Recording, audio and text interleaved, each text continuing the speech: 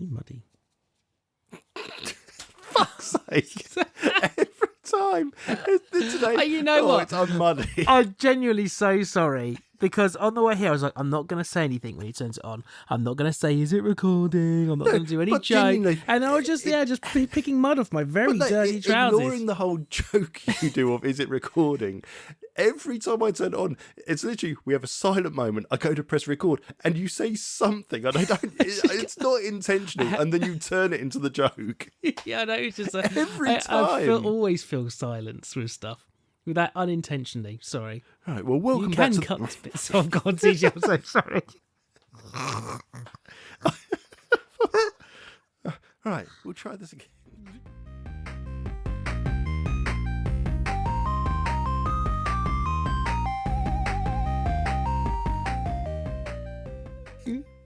Well, God damn it.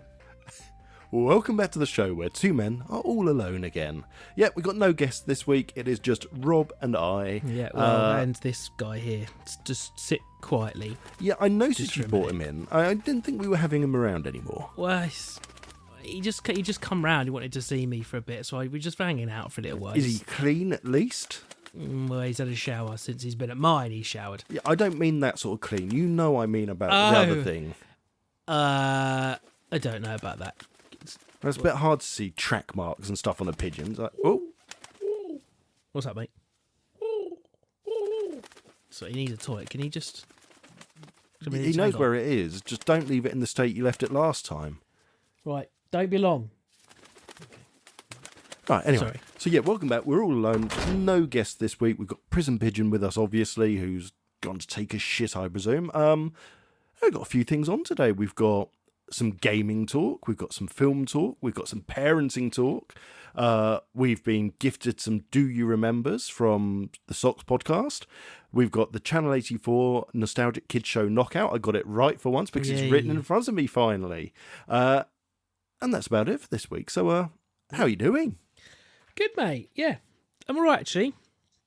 Except for the persistent cough, which is now your plague, not my plague. Yeah, it's your plague. Apart from the persistent cough, and isn't it horrible? Yeah, it's really frustrating. It's always there. Really gunky, horrible cough in the morning, and then it's just every now and again, inappropriate time, just like coughing. I've got to say, you're doing better than I do. I mean, I was coughing every few bloody words, so you're doing way better than I am. I can feel it there in my chest. I'm pointing at it for all you listeners. Oh yeah, we're such a visual podcast. Been up so much since last saw you? No, not really. Just work. T's been a little under the weather. K's been good as ever. It's just been work, and more work. Really. I went to Spain for work. Yeah, I went to Spain. I've not done really anything interesting, but I went to Spain. Landed in Portugal, got our rental car, drove to Spain, did our work at Spain, came back to Portugal, and we got there 5 p.m. Avis, their car collection point there, said, if there's no one in our little office at the car drop-off point, just park your car and put your keys in the drop box. That's exactly what I did. Just got the receipt for it. They charged us €15 extra, claiming that we didn't drop the car off until the next day. Because no one checked their Dropbox for 24 hours. So no, I emailed their help desk and they're like, well, if it has been a mistake, if you can send us your boarding pass. So I've sent them the boarding pass and absolute silence. Yeah. But it's really cheeky because they had a paper note on the door saying, this office is closed from this time. If you're dropping off your car, just put it in the Dropbox. How many people have been done for that €15 just thinking, oh, it was probably a fuel surcharge or it was the motorway toll gates that you go through and makes the car go beep. So it's really shitty. You know it's a scam. They do that to everyone. Oh, absolutely. I'm not going to... Then trust me, people don't get away with that shit with me. I'm like Taken. I don't have much money. I know where you live as well. I will find you. How funny you mentioned that. I know where you work. I watched that last night. Oh, really? It was on Film 4. It's a really good film. I've not seen the other two, but the first one I genuinely thought is a good film. We were discussing, Miranda and I, while watching it, is he wearing a wig or is his hair dyed? Because his hair is odd. Oh, it's hair dye. He's definitely dyed, he's a grey fox. Yeah. Because you can see later on that it's got the little side tufts are grey, but the rest is still that sharp brown. It's like, anyone sees me in real life, I've got a lot of greys, and my grey didn't go like that. It's everywhere. I got sections, Yes, but it is over everything. Like you as well. You've exactly. You get the. I'm still ginger. Okay, that's not going away for a long time. Sadly, well, your beard. You have what's called the peppered look. Mm-hmm. You know, that little bit of browny dark hair and the little wisps of white in it. Oh, my boy doesn't say that. Kids don't. He just says, "You're grey, Daddy." And thanks. Yeah. So what did we do? We this weekend, the wife was out at netball a lot on the Saturday, so had a daddy Sunday most of Saturday. Nice. But it's that time of year again. We'll start planting in the garden. I haven't done it for a couple of years. So I don't know if I spoke about it before in the podcast. Well, to be fair, last year your garden was pretty much a building site. So yeah, I had just started. So last summer I couldn't do anything, but I'm sure I mentioned that my greenhouse got destroyed by the storms. Yes, so I lost all my plants. All of my plants got destroyed. All my veg and everything. I was gutted.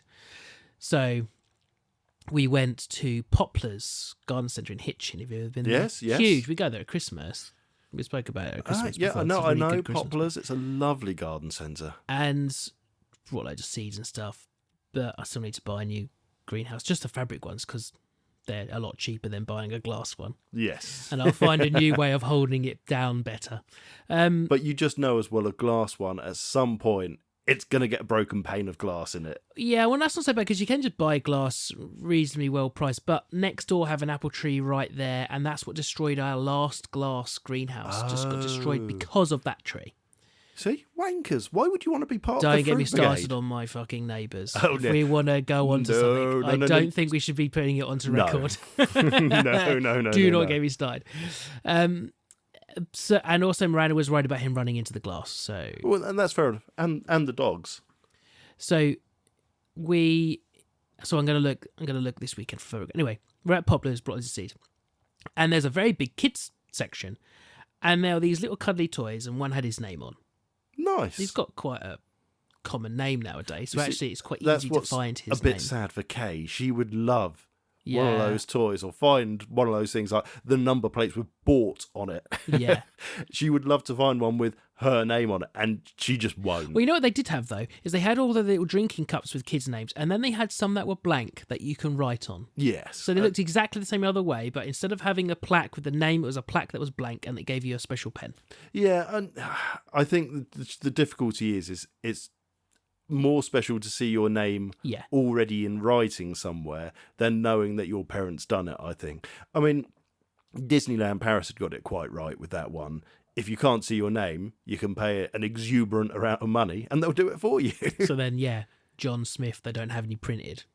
You've got Yeah. to go for that. So what my point is, so in the kids section, there were these little cuddly toys. Okay. I had never seen them before. I wasn't really sure what they were. Little kind of square things with a zip across for a mouth. Now, what they're called, worry monsters.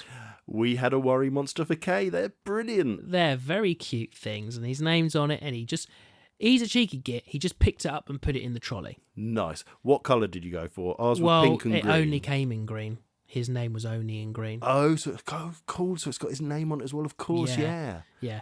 So now we didn't really know what you were meant to do with it until we went to my parents. Excuse me. And Auntie Emma told him what it was and what he had to do. So when we got home, I was like, have you got anything you're worried about? And he's like, not really. Went, well, if at any point you have a worry, we'll write it down. Monster. We'll put it in the worry monster. When you go to bed, when you wake up, or when you come back from nursery, you'll just see if the worry monster's eating it. Well, he didn't think of one until the next morning. Okay. So he wrote it down. I'd like you to guess what my 3-year-old son worries about. Oh, okay. All right. Yep. I'm ready for this. Yeah. What do you know? Have a guess. What were you worrying about when you were 3? When I was 3, when am I going to stop shitting myself? Probably. No, I'll probably pass that. I would hope by 3. I don't know actually. So, is Peppa Pig ever going to not be on TV? close. TV is involved. Okay. Is the TV going to go away? Oh, even closer.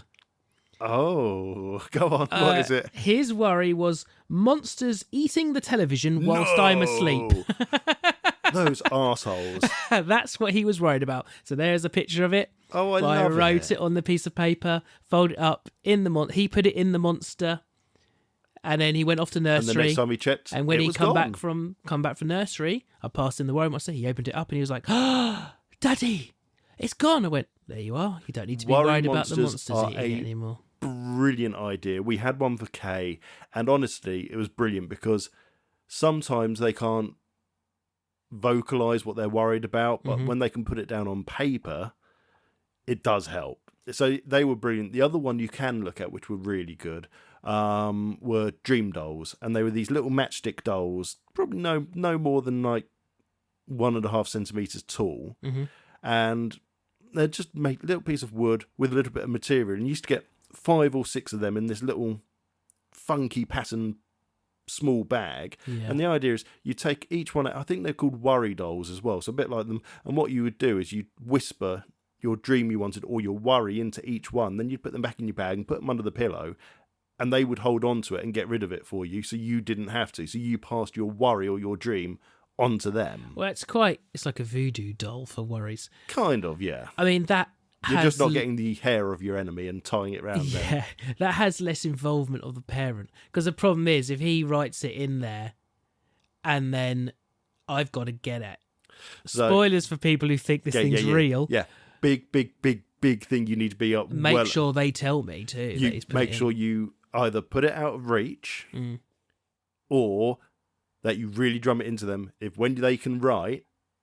Because bear in mind, I bet T will probably scribble on the paper and go, "Yeah, that's writing," and I know what I've written. Yeah.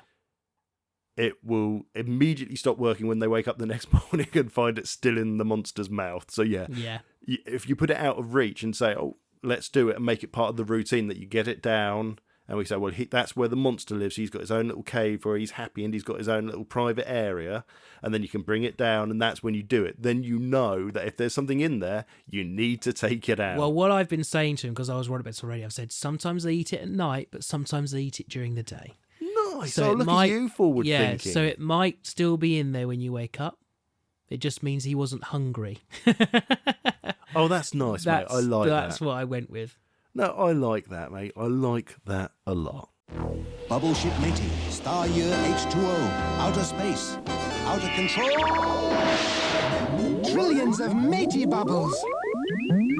Kind to clean skins. They clean dirt without soap. Even meteor grit. Baby dear, a robot. I fixed Bubble ship Matey. Now we can get clean away. Matey, clean fun, clean kids, clean bath. Have you got a bath whisk? A bath whisk. I have a bath, and I know whisk. And I know whisk. I really have to struggle not to say risk and be Jonathan Ross there. It's a bath whisk. And this is purely TikTok that's found this for me. So what it is, it's just a whisk. Well, I own a whisk. And there's nothing more magical about it other than it just being a whisk. And you go to Poundland, or I think we got ours in B&M in the end, and we bought it, and it lives in the bathroom, and oh my God, my arm it's literally worse than wanking cramp. When you say, which arm are you using? Either or, okay? Either or at this point. But I'm sure you've done a bath for tea before, where you put the bubble bath in, and you stick your hand and you go, you wiggle around to try and make bubbles. And after a while, your arm is burning, so you swap to the other arm, and then that's burning, and then you try, and it just gets slower and slower, and you realise this isn't going as well as I wanted it to. Yeah. Bath whisk, literally £1, and it's like cuts the job in half. It's just like you get the whisk as the bath's running with the whisk, and there's bubbles everywhere. It's amazing. Well, I tend to pour the bubble bath where the water's entering the bath. I do that as well. And yeah, you get some bubbles, but I mean, I'm talking full on, not just bubble beard amount of baths, but I could lose my child under this, and if they were suddenly suffocating, I would be panicking to shit, going, shit, where are they? Where are they? Throwing bubbles out the bath, trying to find their body. Okay, that's really dark, sorry. So you're advocating for this? Or we're advocating against it? Kate I'm really getting likes confused. a lot of bubbles in the bath, and this literally gives, if you were thinking like half your bath is full of water, then you're talking another half is bubbles. It's literally bubbles over the top of the bath, that sort of bubbles that you can get with just using a bath whisk. I know it's a stupid thing, but it's so good fun just to do. Was TikTok trying to send you to its shop to buy a bath whisk? No. It was literally just a woman saying, bath whisk. If you have children and you like bubble baths, just go and buy a whisk. That was literally it. And that's what hooked me. It's like, yeah, actually, I do like doing it. And yes, I've done a bubble bath for me with it. I've had a nice lunchtime bath, seeing I work from home. It's like, it's lunchtime. Quickly eat, have a nice deep hot bath with a nice bit of Radox in it, and boom, it's lovely right up to the neck. It's just like, I'll have a bubble beard. I'll have a bubble hat. Look, I'm a big kid, okay? Yeah. But bath whisk all the way. But the main part of this, actually, I want to say, and you've just heard the advert for it. Do you remember? Oh God, it's a do you remember as well, isn't it? Matey bubble bath. Yeah. They sell something very similar to it in our local pharmacy. Oh, do they now? Yeah, it's not it, but it kind of looks like it. The bottle kind of looks like it. There's been knockoffs, and it's as silly as it sounds, I can still smell original Matey bath. If I think about it, I think I can smell it now. Yeah. That soapy, detergenty smell. There was no perfume to it. It really was just kind of that soapy, detergenty. I actually used to really like that sort of smell. I liked it. To be honest, unless you were buying things like Radox or, I don't know, what's the mint tea tree oil one that tingles your bollocks? I can't think of its name now. Mint tree one? Yeah, they do all the shower gels that you can buy, and they do a tea tree and mint one, and they do a lemon citrus one, and honestly, the most joy you get is washing your bollocks with it, because it's a really nice, cool tingle. I'm really making him cough today. I'm so sorry. They always had a nice perfume to them, but kids' ones never had a perfume. I mean, one of my favourite ones, David Rolfe, when I was at secondary school, I think year 7 or year 8, when we still did Christmas presents between each other. Was it? I might have been Dan Hamilton, actually. One of those two gave me, it was Dan, gave me a bubble bath that turned the water red like blood. You literally needed this little capful, you poured it in. Oh, that was amazing, because it wasn't even just transparent. It was kind of that milky, dark red you expect blood to be. It was brilliant. No smell, just colour. Yeah. And Matey just had that beautiful smell. And why I'm bringing it up is because I was in Tesco the other day and I thought, I'd really like to, get that smell and just get some for the hell of it. Just have a bubble bath in it. It's got perfume in it now. There's like 8 different characters, which, don't get me wrong, absolutely fine. There's a girl Matey, which I think there always was. There's a boy Matey. There's a sailor Matey. There's all different Mateys. There might have been a sailor one for when we were. I think Matey originally was a sailor. I think because I remember the sailor. I think he was always a sailor, but no, there's like a pirate one then, let's say, and so on. And I took the cap off expecting to get that really nostalgic smell, and it's like, boring. It's got perfume now. This isn't what I want. Now you need to go to the knockoff ones. That's a good idea. See if they didn't bother. Yeah, or I'll just try Poundland maybe. Anyway, that's all I wanted to say about the parenting. Okay. Bath whisk and Matey's no longer Matey. Hello, Joshua? Strange game. The only winning move is not to play. How about a nice game of chess? We've been playing a lot of games, though, actually. We haven't been playing a lot of games. We've been playing one game as often as we can.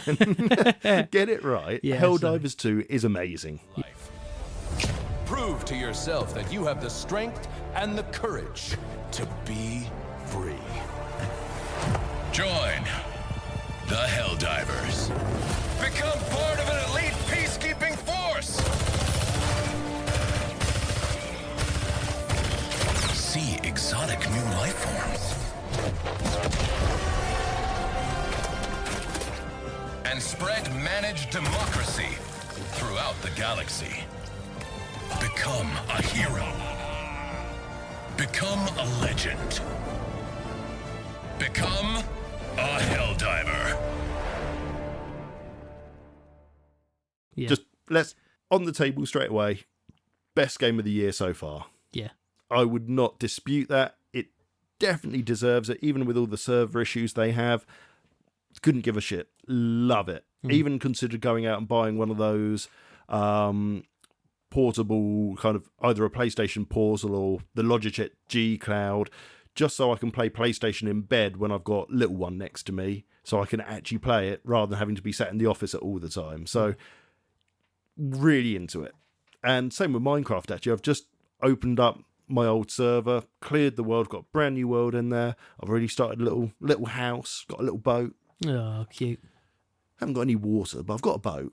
No, got the sea right at my doorstep. It's nice. Got a little dock for the boat. You know, all those sort of little things. Even my house has stairs down to like the deepest bits of it. Turned out to be a brilliant cave, which as soon as I step through, I die. So I'm trying to work out what to do now.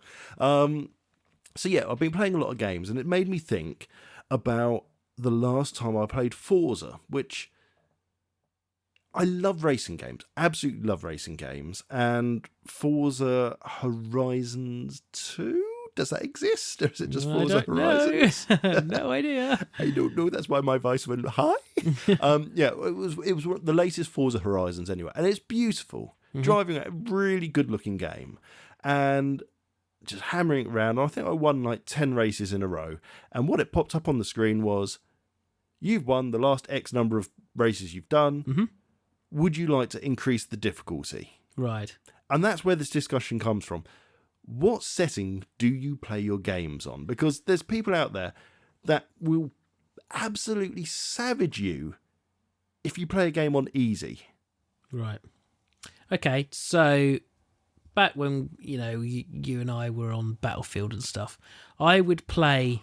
We're not talking Battlefield. We are talking Battlefield 2 and Battlefield Bad Company, the 360 days. Yeah.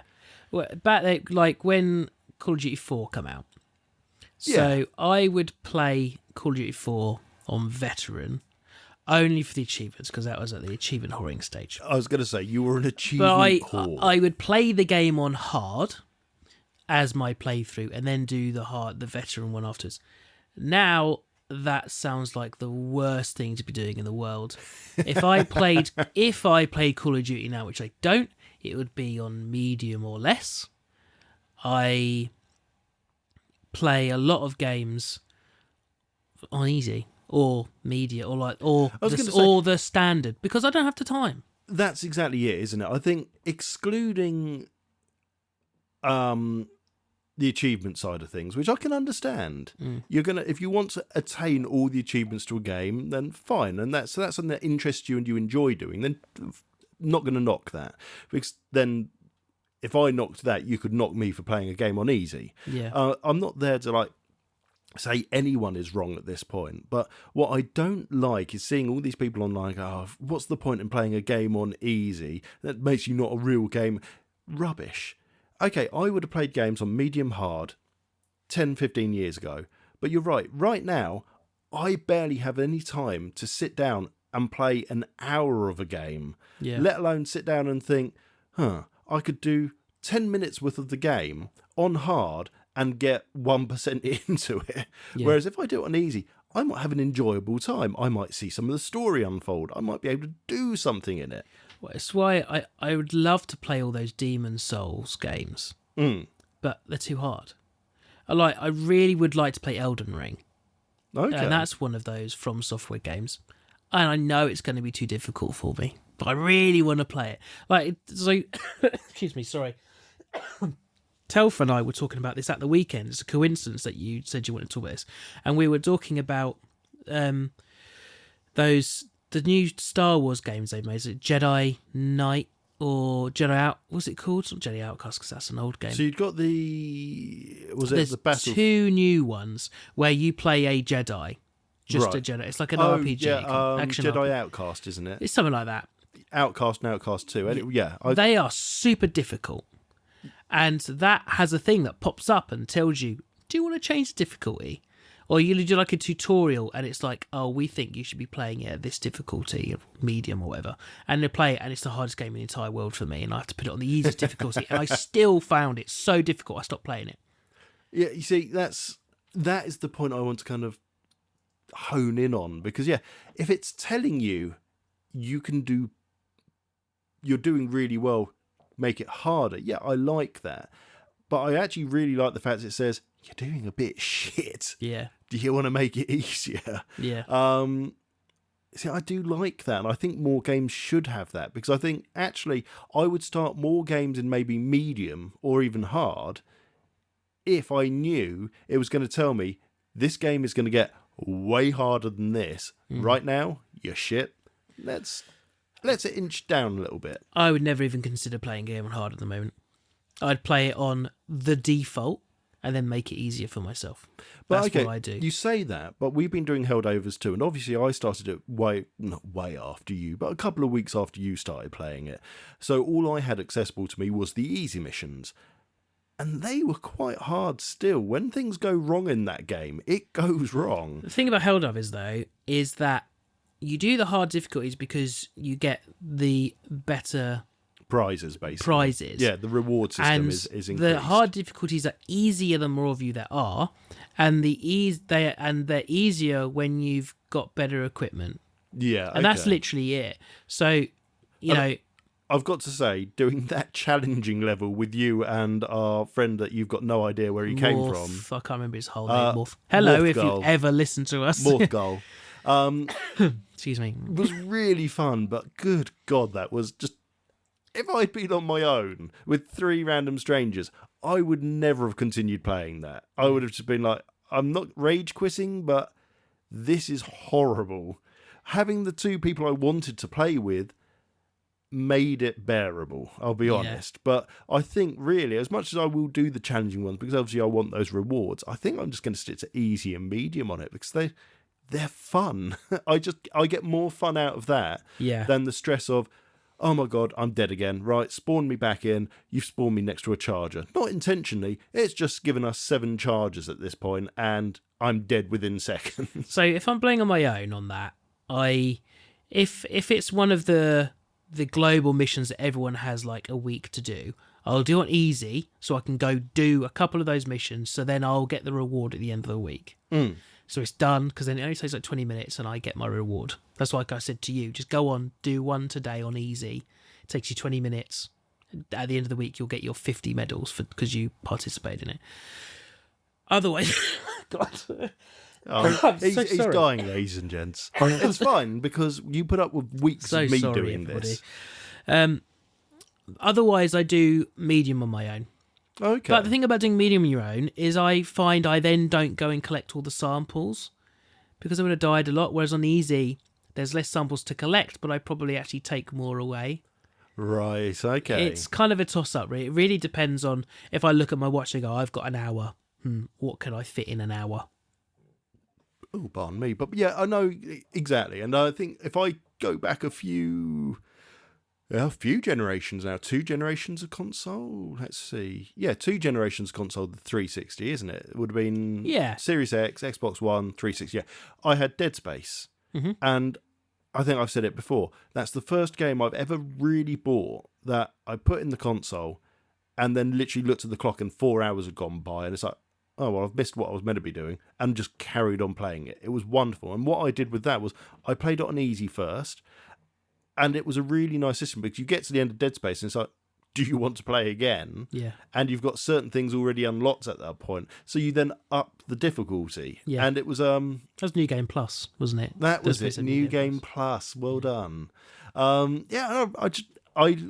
just want to get the ideas. And yeah, people... message us on Twitter. Obviously, if you're listening to this on Spotify, we'll put the poll up on this as well on Spotify listeners. What level do you play your games on? And have you ever had criticism for choosing to play it on easy, really, I think? As I think Jem is really frustrated at the moment. She doesn't play many games. She wants me to reinstall Lemmings for Windows on her laptop, which is an amazing game, and it gets her very frustrated. There's like hundreds of levels on that original Windows 95 CD, and it runs in Windows 10 perfectly. Love it. She wants me to reinstall Red Alert 2 for her so she can go through that and absolutely cremate them as always. But the other games... Yuri's Revenge, by the way, she should play. Yeah, I don't think she's done Yuri's Revenge yet, so... a bit better. I bought the whole collection, so I will download and put them all tell her on to there do and that. there. The acting in that's... Okay. See, I really fancy playing June 2000, because I loved June 2, and then they did June 2000. It was... They are just Command & Conquer and the June guys. So rather than mining crystals, you're mining spice. Yeah. Brilliant games, well worth it anyway, and they're cheap on GOG.com. Okay. GOG.com, if you want to advertise and give us a link, we're always willing to do We will that. accept sponsorship from you. Of course we bloody would. But she's been playing on the Switch the new Mario. Yeah. Super Mario Wonder, that's it, isn't it? Yeah, how's she getting on with it? Oh, she completed it within like 3 days. Is that because she's pro or just... And when I mean completed, she's completed all the coins or whatever it is on this one. So she's got the major coins. She's done everything per level that she can. That's her jam though, isn't it? Mario's her jam. She hasn't completed the very final level. Why? So the very final level to 100% it is totally invisible. What? Yeah, I think I've not seen it for myself, but basically you can see it for like a couple of seconds as you start, but as soon as you start running, it's totally invisible. The entire level? From the sound of it, from what she said. And basically, I got that for Christmas. By like the first week of January, it was completed except for that level. And to this date, it is still not completed. And she's playing it? And she is playing it on and off. And all I know is she's got to the point now that she doesn't want to pick up the Switch. She's annoyed. Because it's that difficult. And I got to feel like it could do with that whole bit. We'll make it slightly easier for you. I think there were a couple of games that did it, wasn't there? You could die like 2 or 3 times and all of a sudden it was a little bit easier. And I'm trying to think of which one it was now. I'm trying to think. It wasn't Max Payne. I don't think Max Payne did it. No. But there were a couple of games that, you'd like go in, you get absolutely hammered. It's like, oh shit. Then you'd go in and try and change it slightly. You get hammered again. Third time you go in, it's like, oh, there were 3 guys in here last time. It's like a dynamic difficulty. But now there's only 2 here. Yeah, it's like rubber banding in Mario Kart. Yeah, God, I really wish I could think. Oh, shout out to Styles, who's just messaged me on Discord. Oh, hi, Styles. Hi. Oh, anyway, that was it. It was nothing more than just a little random chat about whether it's okay to play a game on easy. And of course it's okay to play a game on easy. It's just nice to know that actually at our age, and especially being parents, and I know that's not people are busy for all different reasons, especially with their job. Even if I wasn't a parent, I'd be too busy to play bloody games. It's just nice to know that actually there's more of us out there in the same boat, and don't let anyone say you're not a gamer because you're playing a game on easy. Yeah, exactly. This summer, coming to a supermarket near you, there's going to be a great new high-C flavor with an outrageous fruit taste. And what are we going to call it? Ecto Cooler. High-C Ecto Cooler. Slimer's new fruit drink. You've been warned. Ghostbusters! Do you know where that's from? That beautiful recreation I just did? No, luckily. Excellent. Okay. 8-bit era Ghostbusters games was shit. Mm-hmm. The Spectrum game was shit. I loved it.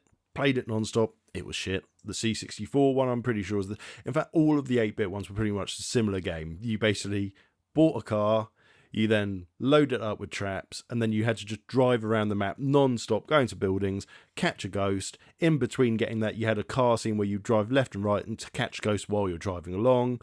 And then once you'd got enough, you could get to the Marshmallow Man, and you had to run through his legs. And for the Specky game, that was the end of it. For the NES, you then had to go up staircases, and you got to Gozer, and it was just impossible for the NES anyway. Terrible. The Specky one basically used to play the game, and when it loaded, you would get the best kind of speech synthesis or recording it could do, and it literally just sounded like Ghostbusters. It was awful quality, and I will insert a clip of it just because I have to.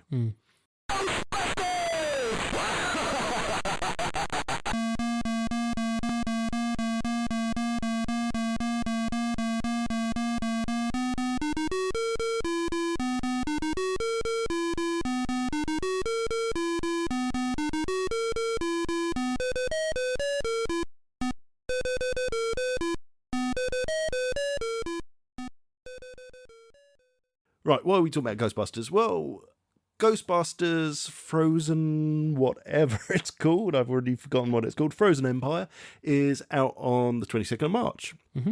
I'm going to go and see it at the cinema with Pseudo and a couple of her friends, so we're going to go and see it, and I'm actually quite looking forward to it. I just thought... Say hello from me. Well, you can no, come I haven't met him yet, but... No, you can come as well if you want. What day? I don't know yet. I'll tell me what day you're going. Once we know what day and time, I will let you know. Pseudo's lovely. You will love Pseudo. Well, we were supposed to meet then, weren't we? Because we were going to be going, and then... Well, you were. It so didn't happen. Good point. But anyway, so I just thought let's talk Ghostbusters for a little bit. What's your favourite Ghostbusters? Just before we get... Funny, you mentioned Ghostbusters. We were watching... You were talking about it with Telf on the weekend. No, Miranda and I were watching Damsel on Netflix. Oh, right. Now, there's a link between Damsel and Ghostbusters. What do you think it is? Dan Aykroyd? No. The voice of the dragon in Damsel... Yes. ...is Gozer in the new Ghostbusters. Oh, really? What, in Afterlife? Yeah. Oh, how funny. Because I was listening to the dragon thinking, well, I fucking recognise this voice. Why do I reckon I know how to... Obviously, onto IMDb. And there it was. Yeah. Oh, how funny. Anyway, back to the question. Good film, by the way. It is a good film. All I've seen is it being slated. Oh, fucking who cares? Well, we've discussed this many, many times. I will not trust a film review. Yeah. I will not trust what people say online.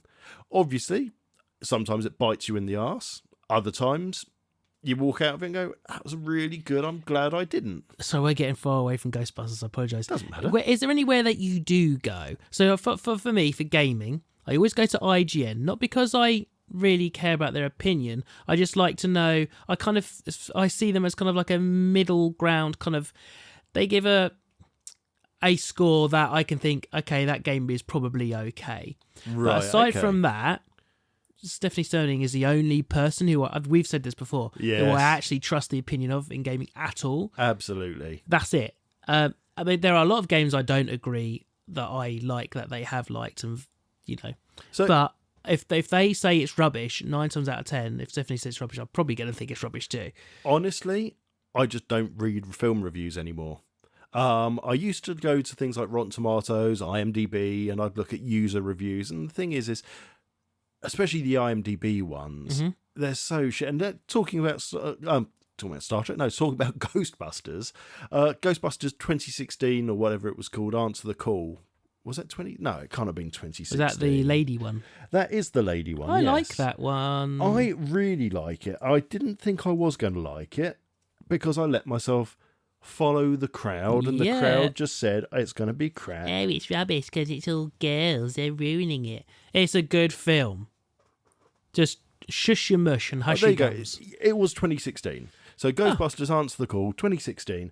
And it got absolutely slated in the reviews. And it just definitely didn't deserve it. Okay, I'd got improvements for it, and I will stand on this hill whether people like it or not, and that is they shouldn't have just tried to do a recreation of Ghostbusters 1 in modern day. What they should have done is what it sounds like they're doing with Ghostbusters Afterlife, which is, not Afterlife, Frozen Empire, which is, this is a franchise of Ghostbusters. Yeah.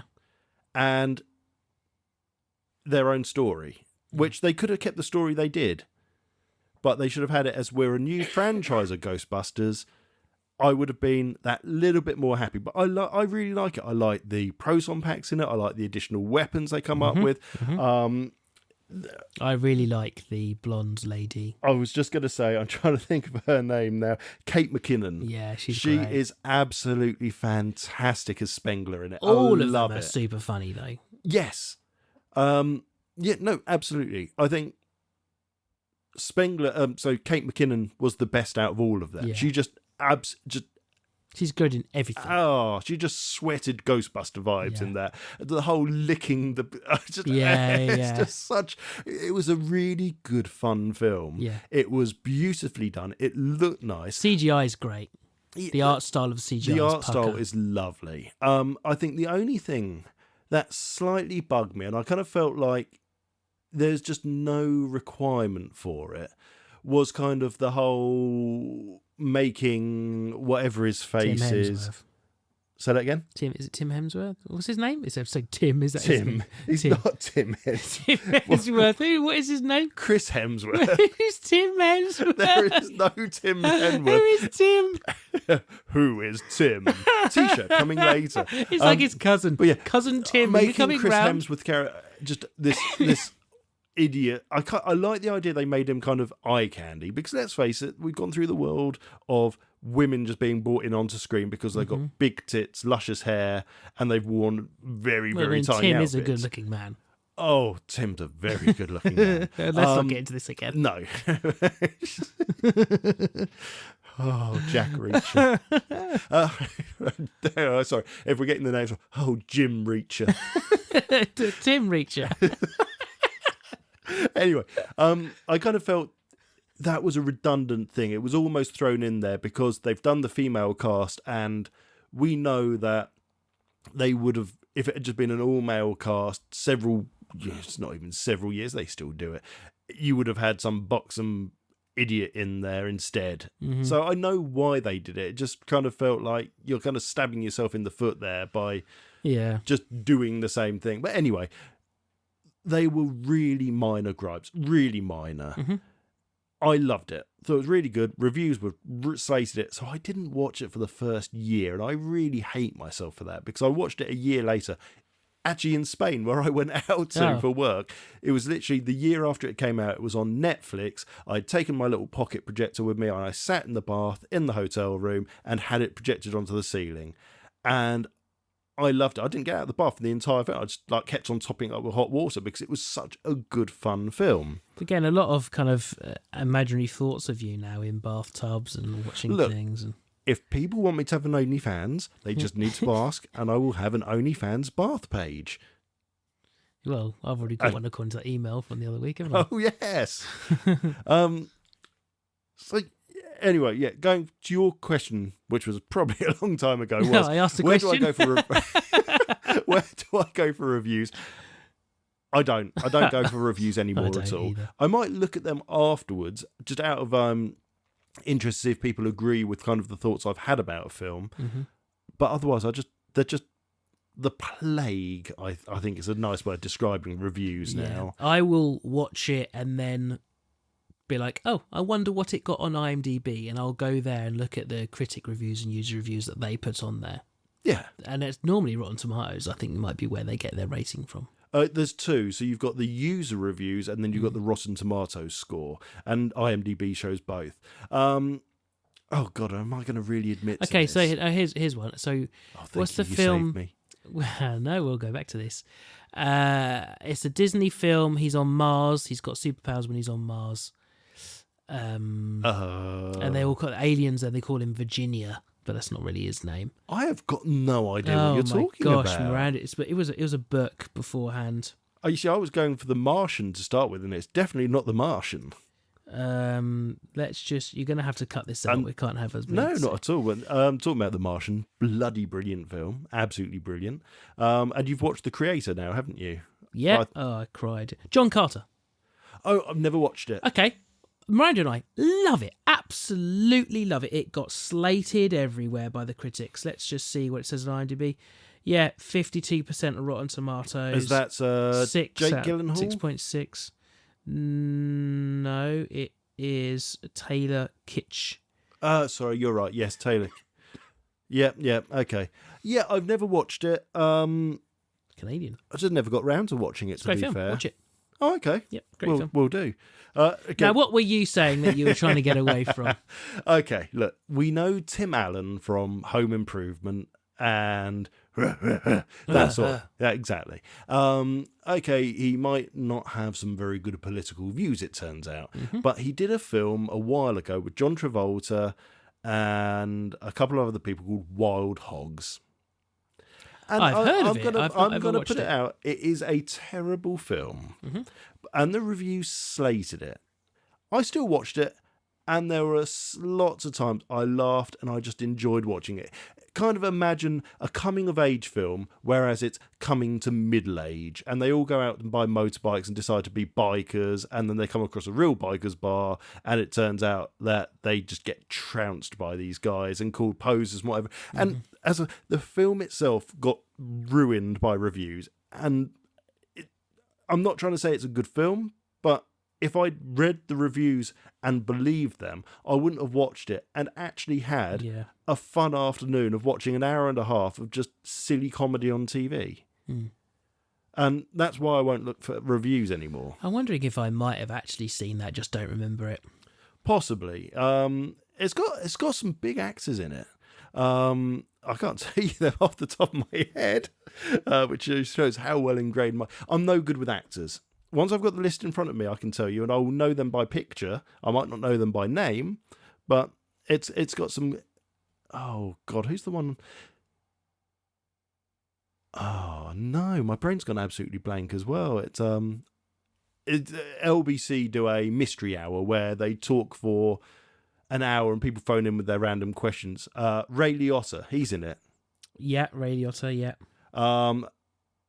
Is it? It's not Chris Rock in it. It's definitely not Chris Rock. He's too young for it. Have you got the list in front of you? No, I'm just trying to find another film. Okay. Well, I'm going to quickly dial up IMDb now and look up Wild. And we are meant to be talking about Ghostbusters anyway, so I will go back to my original question. What is your favourite Ghostbusters? And I'm just going to cut in again before that. Martin Lawrence. There you go. And William H. Macy. I'm just doing the opposite thing where something was rated really well and I thought it's terrible. The Lady Killers with Tom Hanks. I thought that film was fucking atrocious. And it got nearly 8 on IMDb. Bird Box, hated it. Sandra Bullock going around having to be blindfolded. I thought that was okay. Nah. But I think The Lady Killers arguably is a terrible fucking film. Every single good bit is in the trailer. If you watch the trailer for Lady Killers, you've seen the film. The very big problem with that is, I believe the original was an Alastair Sims film. Right. And the original is just... 1955. You just can't touch it. Yeah. You just absolutely cannot touch the original. Alec McGuinness, wasn't it? Not Alastair Sims then. It's Alec Guinness, Peter Sellers. Alec Guinness, there you go. Yeah, and Peter Sellers.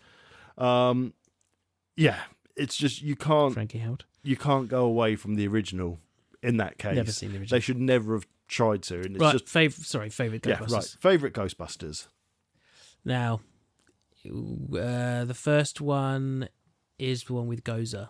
First one is with Gozer. Second one is with Stay Puft Marshmallow Man and the NES Advantage joypad controlling the Tower of Liberty. Yeah, the goo. You've then got Ghostbusters Answer the Call, which was the 2016 reboot. You've then got Ghostbusters Afterlife, which is the most recent one, which is continuing on really from Ghostbusters 2. And then you've got Ghostbusters Frozen Empire, which we can't say because it's not out yet. But then I'm also going to throw in there the real Ghostbusters or the Extreme Ghostbusters, which I've never seen, but I keep meaning to because I'm being told it's absolutely brilliant as a cartoon. Okay, well, cartoon, the real Ghostbusters, I fucking loved it.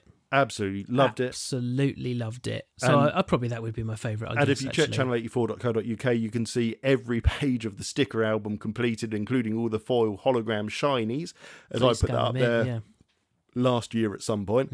For me, the real Ghostbusters is probably what I would have said I watched the most. Yep. Film-wise, though, it's difficult. And I'm kind of in that position now of going back to our whole parenting thing as well. I don't know if we've chatted about this before or not. I know I have on Twitter, and it's showing your kids films that you watched as a kid and then realising that although they're a PG, they're still really inappropriate, and that we probably also watched it on terrestrial TV that would have shown a watershed cut version and not the version that we would have then watched on DVD. For example, I watched Ghostbusters all the time as a kid. Yeah. I'm pretty sure the version I watched on TV didn't have the ghost blowjob scene. Yeah, probably not. So it's really... It used to cut the fridge. Yeah, it used to cut the fridge as well. There were lots of bits cut in all of them. When it's things like Short Circuit as well. You used to cut bits from that when it was shown on TV versus the actual film. And I'm going to say, and I really hate saying it, I love the Ghostbusters 1 and 2. Hence the reason I've got the poster of it up on my wall. I love Ghostbusters 1. It is a little bit too long and boring. It is very... it's kind of the same argument that people have with Star Wars and Star Trek. Yeah. It's very sciencey, not enough actiony. I think I actually prefer number 1 to 2. But I'd say, excuse me. Well, the vast majority of people do. Because I've seen number 2 so many times. And I think that's probably why I choose 1 over 2. Because 2 was the one they played more. Yeah, 2 used to be played way more. I remember that being on like Channel 5 within like the first couple of months of Channel 5 going on air. It was shown. I have got a soft spot for Ghostbusters 2. I love the whole Statue of Liberty. I love the Stay Puft Marshmallow Man. It's really good. It's just, it's the bits with the painting. Oh, hang on, no, sorry. Stay Puft Marshmallow Man isn't Ghostbusters 2. That's the first one. Yeah, the second one is the goo and the smashing painting. into the goo into the... Yeah, sorry, and ignore that's me. the bit that I find really annoying because I've seen it so many times, and the bits with the painting are the bits I don't like. I like the goo bit. Yeah. Oh, let's be honest. And the courthouse. The second one is not anywhere as good as the first one. It's an okay film. It felt like a rush job to get another film out to me. Whereas the first one had a solid foundation, a bit long in my books. It was still enjoyable and it got across everything. And it's to say, if you watch the full version, the library ghost, fuck me, that thing's still terrifying. Yeah, it's cool. And just seeing Slimer in that, everything is cool about that first film. I love it. But if I'm going to choose a favourite film... I know TV-wise I'd go for Real Ghostbusters because really I haven't seen the other one. But film-wise, I find it really hard because actually I'd say I somewhat prefer the 2016 film. Now, Afterlife, did you see Afterlife? Yeah, seen Afterlife. Paul will hate me for this, but I loved Afterlife because it was just truly, truly whoring itself out as a nostalgia film. Does he not like Afterlife? I don't think he enjoyed it. I don't think he's planning on seeing it. I'm not sure. I'm not going to put words in his mouth. Check Twitter. I'm sure he's probably commented about it. But for me, for Afterlife, I loved seeing ghosts based on the ghosts that you got with the pots of ectoplasm, for example. Yeah. That was amazing for me. And it was fan service. Maybe not all fans, fair enough, but it was just, I mean, we host a nostalgia-based podcast, for fuck's sake. Yeah. Things like that are just going to absolutely make my nipples buzz. You know, it's just, I love it. I absolutely love that you've got all these kind of classic ghosts that are either in Real Ghostbusters or the Kenner toy line appeared in this show. It was a nostalgic hit. And I wonder, excuse me, oh my God. It was a nostalgic hit for me. And I wonder if the next one won't have that. I don't know. I've seen the trailer for the next one, and it looks really fun. Now, I like Paul Rudd. I don't agree that everything he's in instantly becomes gold, because I don't like him that much. But I think he does pull things together. I mean, 30% of what he's in is good every time. There's an Anchorman joke there for everyone. Nice. Let's just put it this way. Ant-Man 1, great. Every Ant-Man after... I haven't seen the new Ant-Man. Oh, don't. Don't. I went through this on the Wolfie Discord. I'm so far behind on all Marvel stuff. But you know what? That's actually being, again, we're walking into what we opened this conversation with. I'm reviewing it by saying you don't see it. No, you do see it. I'm too far behind. But for me, Ant-Man in the quantum potato world was... the Quantum Solace. Actually talking of fucking potatoes, one of the characters is a fucking potato. It's so badly done. What? In Ant-Man, there's a potato. I'll show you the graphics of it later, but is it Darmok the Destroyer? I can't think of his name. No, it's not Darmok. God damn it, no, it's... Oh, what's his name? What's Darmok from? Star Trek, isn't it? Oh, of course it is. Yeah, it's... Oh, there's just so many problems with it. Well, right, a lot of problems. And I'll tell you the name of the character. It's not MODOK, sorry. MODOK. A lot of problems though with the Disney stuff is they're not giving the budget or time to the CG teams. That's what's happened. And if any of them, I know you said about whatever his name is and the 6 rings or whatever it's called, Sanchi, you didn't like, and fair enough. It was the car bits. They fucked all the car bits up. Yeah, it didn't look great, but trust me, when you see Quantumania, you'll realise that one was a Oscar winning in comparison. In comparison, yeah. I'm just trying to find a picture of MODOK. And speaking of the Oscars, I'm so desperate to see Barbie. Oh my god, have you still not seen it? I've still not seen it. I'm waiting for it to be free on the telly. Well, that's fair enough. It does cost way too much money. Okay. So MODOK's meant to be a weird character anyway, but they literally, I think someone just learnt how to use stretch in Paint Shop, and that's what they did.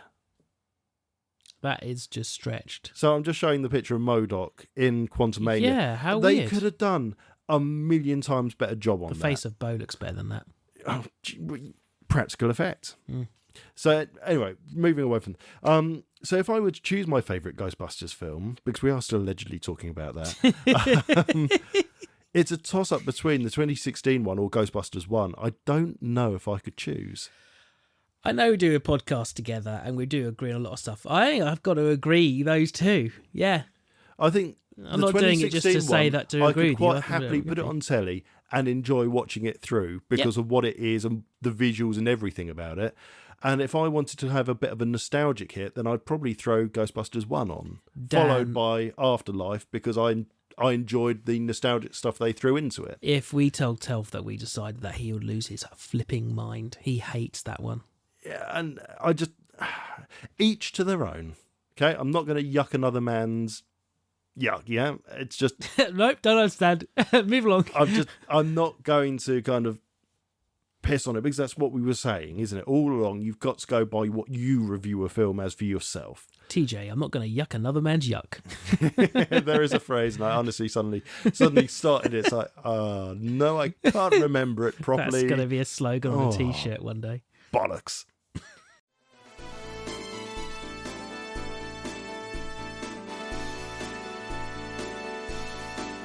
Do you remember the shit that I bought? Remember? Did you give it a thought? Remember? It's probably tat, that's all. Woo! So before we move on to the Kids Show Knockout, I'm just going to quickly check where Prison Pigeon is, because we've been doing this, 15 minutes? Probably about 53 minutes. And yeah, that's either the world's biggest shit or he's killed himself. Yeah, okay, so hang on just a second. Let me just...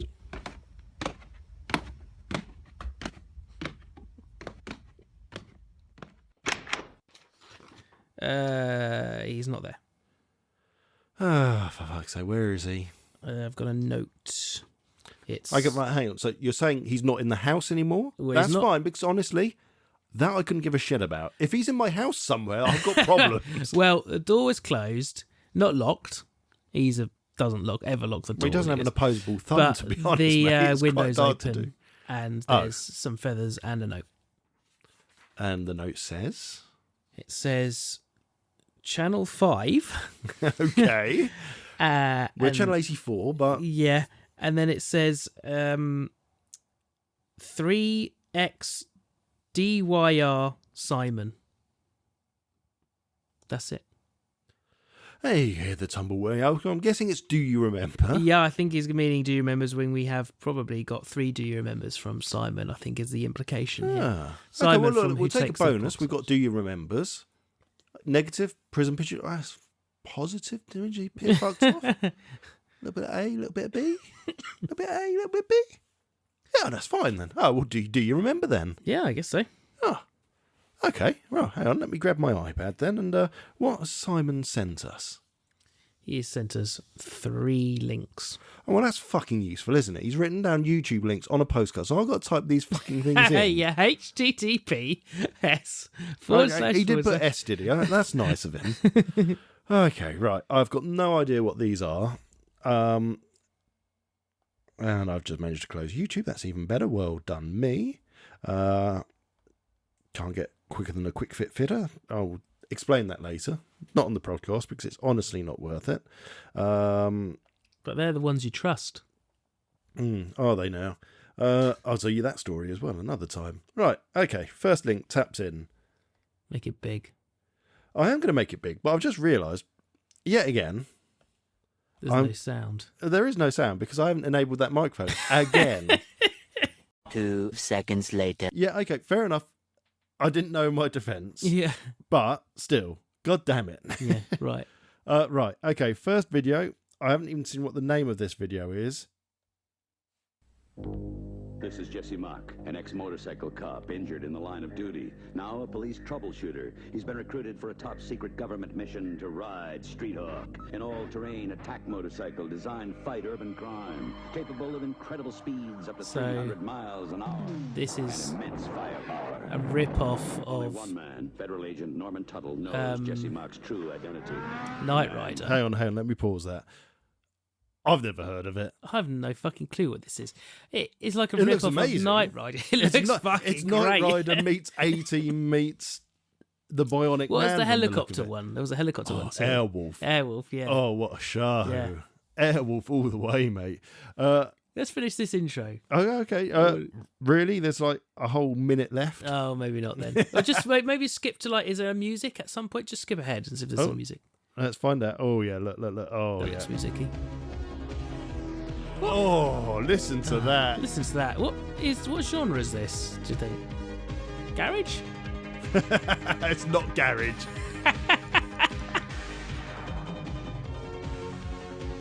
Oh, wow. Okay. Great theme tune. No points for Simon because neither of us have ever heard of fucking... Remember, he's a lot older than us too. He's like 60 something.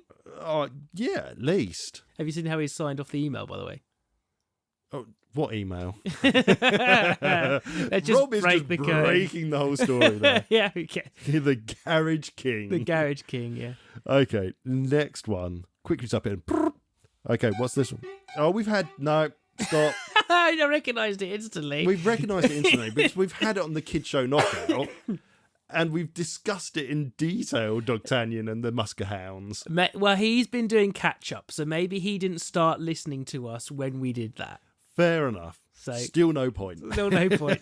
I hold on to my points. Here comes Bod. Ah. Now, this is one I do know, and I definitely haven't thought of.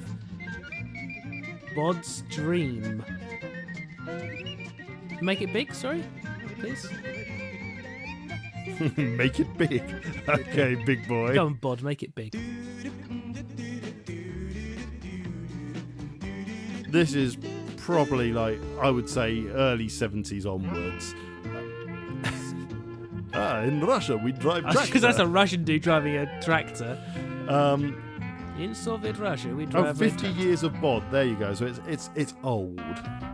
I have never heard of this. No idea what it is. What is it?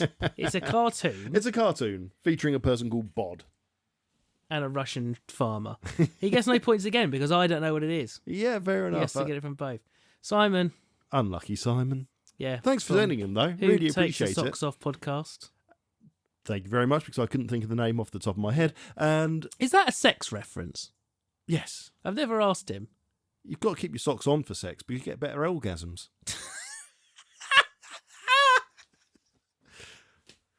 That's sex advice with CJ, and it's true. And now, on the Channel 84 variety show for our older viewers, join us as we go into another episode of the Channel 84 Nostalgic Kids Show Knockout.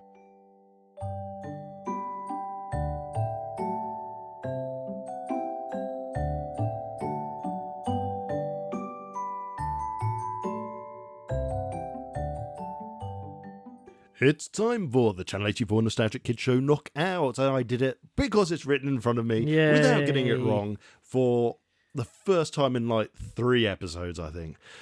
Oh boy. Okay, this week we are still getting towards the end, and we have got Aladdin, the TV series, obviously, versus Count Duckula.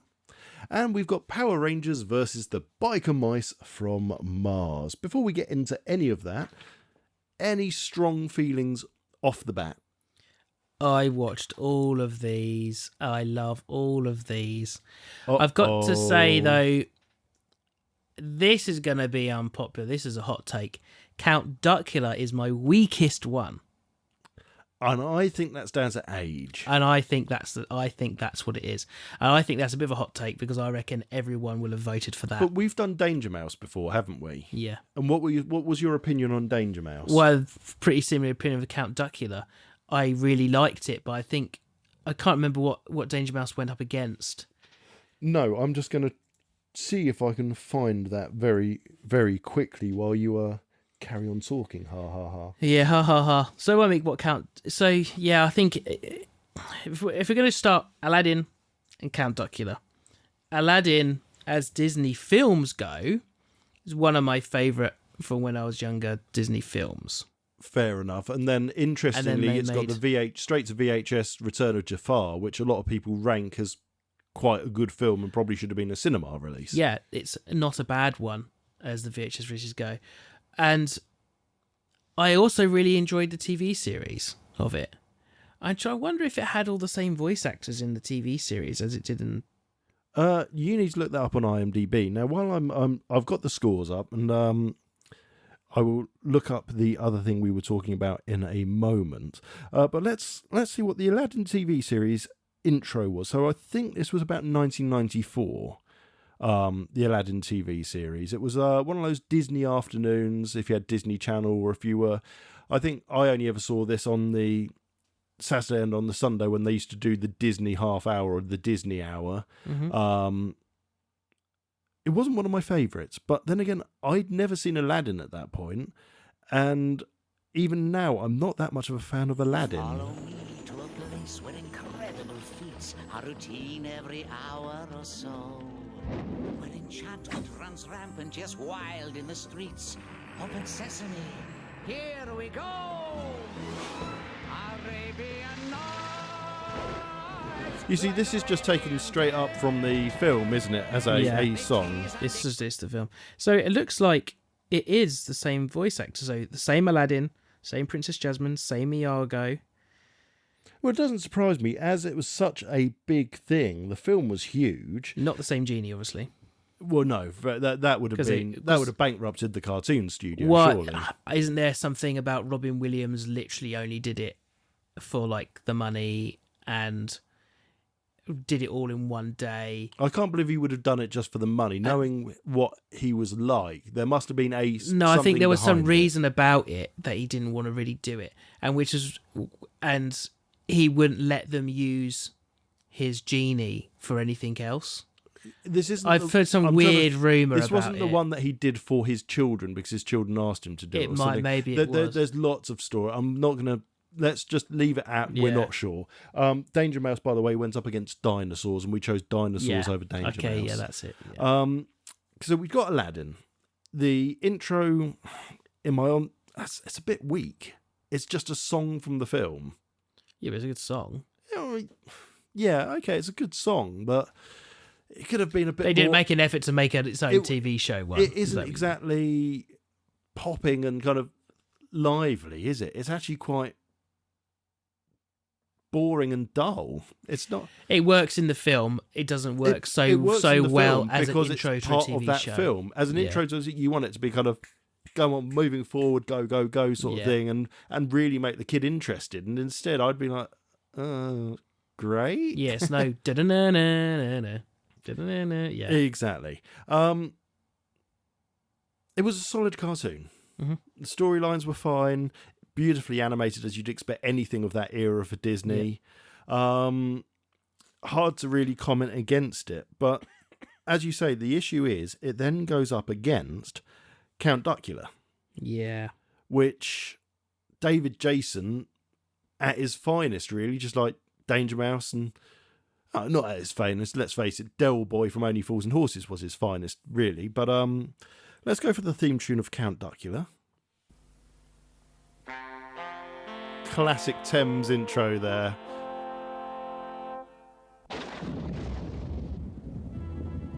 Castle Duckula, home for many centuries to a dreadful dynasty of vicious vampire ducks, the Counts Count-Duckula. Legend has it that these foul beings can be destroyed by a stake through the heart or exposure to sunlight. This does not suffice, however, for they may be brought back to life by means of a secret rite that can be performed once a century when the moon is in the 8th house. Blood. I love how they do the whole lore of the story in the intro. Yeah.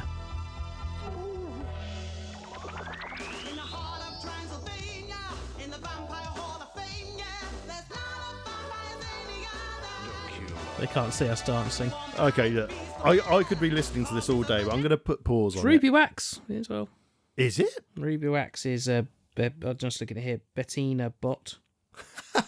How brilliant! Yeah, I love finding out little things like that I never knew. But the problem is it's not difficult for me. When I hear that theme tune, I know which one I'd immediately want to watch. And looking back at what I watched the most as a kid, I would have watched more Count Duckula than I would have watched Aladdin, because yuck my yum. That's fucking. I'll go back to a few seconds. Don't yuck his yum. Okay. Count Duckula was more my yum than So Aladdin. Going back to what the point of this knockout was, we were saying it's not which is technically the best cartoon. No, it's what we would have enjoyed more. Now, Count Duckula, and still far greater intro. It is a far greater intro.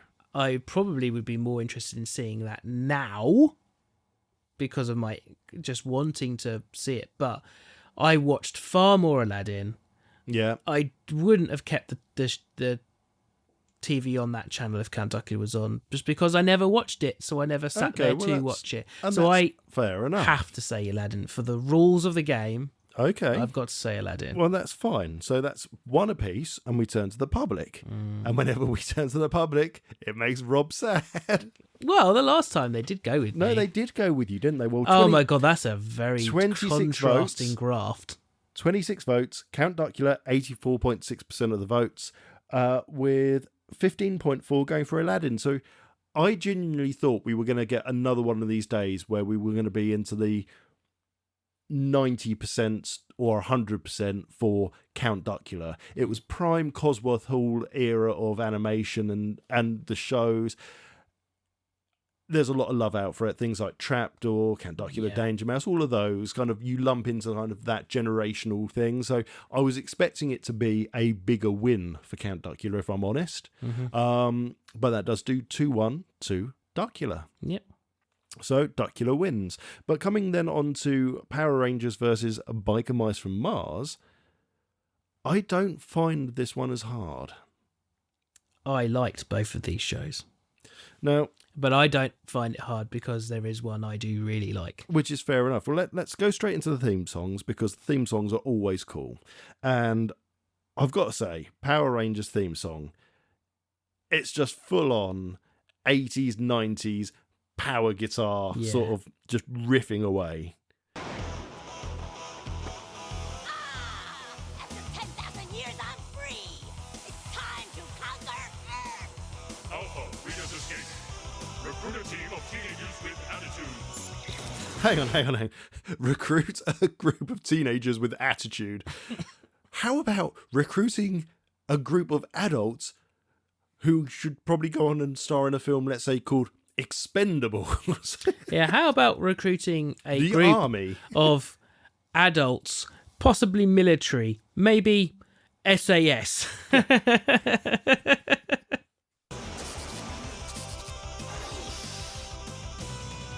Headbang. Go Power Rangers! Great intro. Not gonna lie, great intro. But let's put it up against Biker Mice from Mars. Because you need to hear them side by side. Yeah. Because genuinely, they're both awesome. Yeah. Biker Mice from Mars. Biker Mice from Mars. Biker Mice from Mars.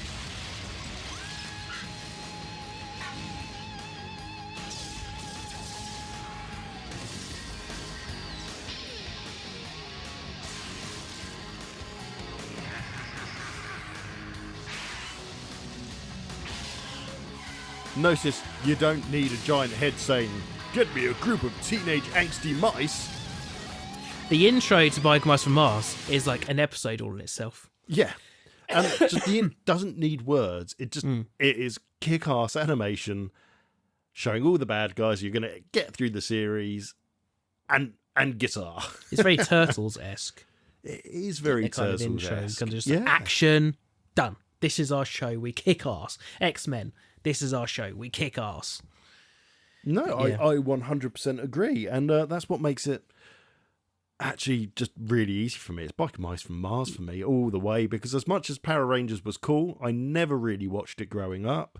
I always found better things to watch, and when I did, I just always thought it's really cheesy and quite obvious that they've just cut in footage from something else, and just I didn't ever really get into it, whereas Biker Mice from Mars I genuinely enjoyed watching. And yeah, if you stuck them both on in front of me now, which one would I watch? Biker Mice from Mars to enjoy, Power Rangers to point and laugh. Yes. That's full stop. And as a kid, if they were both on TV, I would have chosen Biker Mice straight out. Well, over the years, they've done new series of Power Rangers, said they're remaking things, and I've not been excited about it. They're supposedly remaking Biker Mice from Mars. Yes, I've heard about it. And I was excited to hear that. So I think that says everything. It's Biker Mice from Mars. It's Biker Mice from Mars. And if we go to the public votes, hang on, I'll just call it in. We need Terry Wogan to give us some like sarcastic Eurovision content. Power Rangers got 36.4%. Biker Mice from Mars got the rest of the 63.6%. And that was only 11 votes, but they went with what we did. Yeah. Biker Mice from Mars all the way.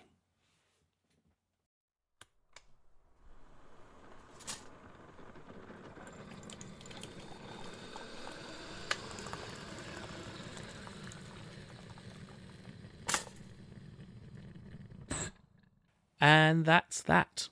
Dust another one off. Woo! And it's a little bit shorter this week. Is it? Maybe. How long are we going to make the outro go for? Oh, God. Could bring some more stuff up. I want to talk about public toilets. Save that for another time. Oh, always. There's one for you all to look forward to in a fortnight. So Rob's public toilet chat. So, speaking of public toilets, thank you everybody on Ko-fi. Oh, mate, you can't say that. No. I'm joking. No, seriously, everyone that's donated on Ko-fi, brilliant. Thank you very much. Absolutely. Huge thanks. It means the world to us that not only do we get the support of people on social media and on Discord, but to actually get financial support for the podcast as well baffles us. It really does. And if you can and you do, thank you so much. Yeah, we're not, this isn't meant to sound disingenuous or anything. Genuinely, we are. When we get the message from Ko-fi, we're like, it's like the who can race to message the other person. Go, oh my God, if he's saying it, quick, who is it? We're like little kids. We're so happy. So thank you. Where can you find us? Oh, so Twitter update for the two of you that follow me on Twitter. You've got more followers than that. You won't find me at FlatRob anymore. At FlatRob is kind of just changed to @_Untitled Trek, just so that the Trek show has got its own space. Yeah, so at the moment, we've got @_Channel84, which is myself, and then we've got @_Untitled Trek, which is Rob. And it just means that when we both are doing kind of the advertising for the shows, it means we're going to get that cross-advertising, but it also gets the name out a little bit more, which we're trying to do. And what we would ask is, well, please share us. Please share us about friends that you think would enjoy the show. Don't just keep us to yourself.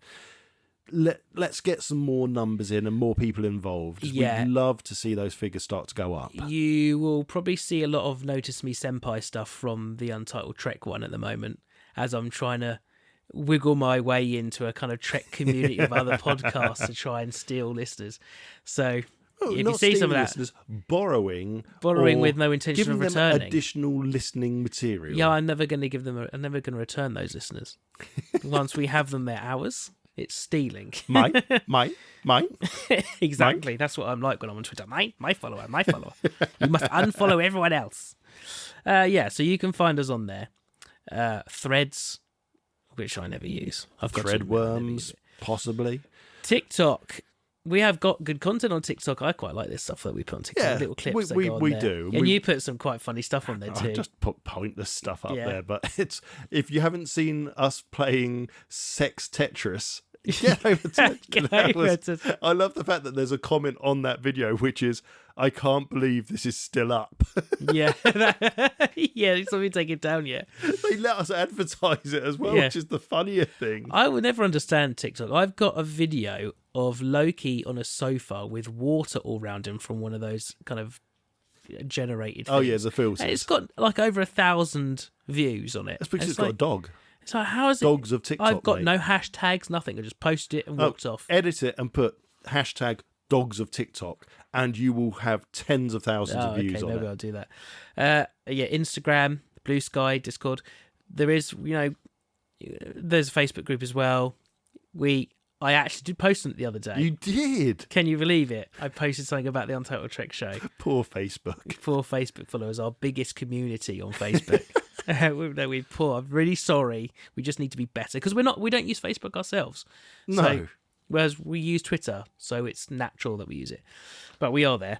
Yes, I should be saying website channel84.co.uk. You can find all of the social links on there. Everything's on there. That's the easiest place to find us. Link for the Discord's on there. Everything is there. We occasionally, once in a blue moon, even write posts on there. You know what? If you want a really easy way to come and join our Discord, which is what we would love you to do, because it's a lovely system that doesn't cost us any money and allows us to put a load more community messages in so we can get your response. A lot of the like the Do You Remembers, we put a post up today saying, has anyone got anything? Minutes later, we had an email from Simon saying, thanks for reminding me. Here's the Do You Remembers I've got for you. Well, it's also the hub for our Ko-fi stuff. It is. If you join Ko-fi, you will be brought into the Ko-fi side of it. So we haven't made Discord solely, if you give us money, you can come on it.